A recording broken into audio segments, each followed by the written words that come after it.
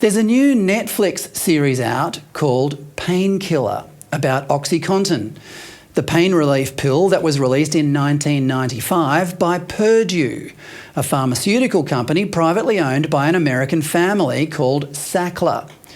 Oxycontin is virtually heroin in pill form.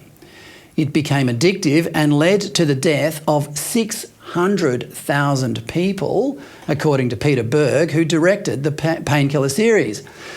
The Sacklers' prime motivation was prestige. They made tens of billions of dollars from the drug, but they gave large chunks of it away to organisations like the Louvre, the British Museum, the Victoria and Albert, and medical researchers to back its drugs.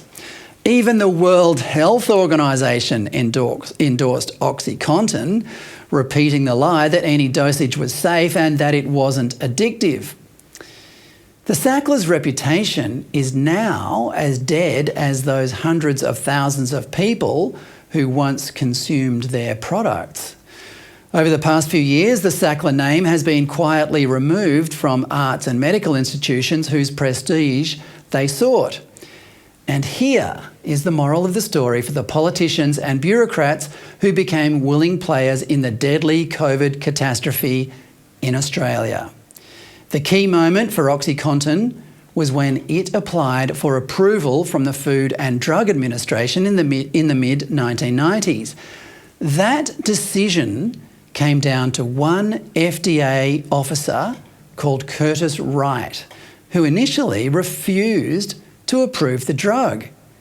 But then, having been subjected to some form of persuasion from the Sacklers, he relented, saying that Oxycontin was only quote-unquote believed, that is, not proven, to be addictive. That was all the drug needed for approval, and the Sacklers opened the gates of hell for millions of people.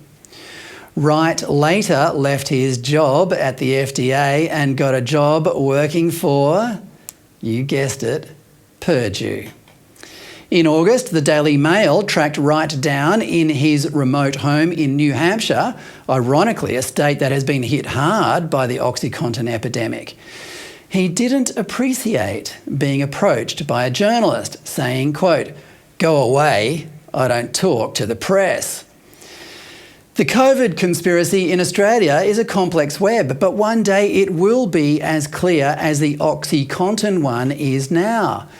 Who knows? It might even get its own Netflix series.